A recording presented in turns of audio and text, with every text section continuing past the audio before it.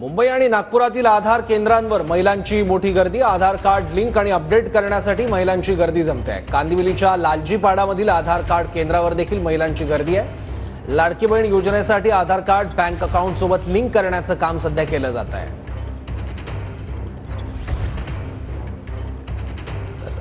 वेगवेगळ्या आधार सेवा केंद्राच्या बाहेर महिलांच्या रांगा बघायला मिळतात।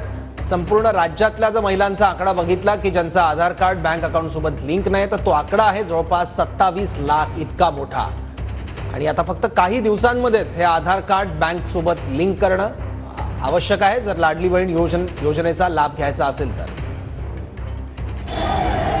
आधार लिंक नाही आहे, त्यामुळे हे सगळं पेमेंट आधार लिंक होणार आहे आणि त्याची यादी आम्हाला शासन दिल्यावर आम्ही ते गावनिहाय सेग्रिगेट करणार आहे। आणि मी ऑलरेडी तहसीलदार BDO यांना सांगितलं की त्यांनी तालुका लेवलवर आपल्या जे बँक्स आहे BLBC मीटिंग्स त्या लावून तात्काळ त्या लाभार्थ्यांना फोन करून त्यांना मोटिवेट करून त्यांचे आधार लिंक जर आपण जोडून घेतले 2 दिवसामध्ये तर 17ला जो पहिला 2 लाभ येणार आहे ते त्यांच्या खात्यामध्ये थेट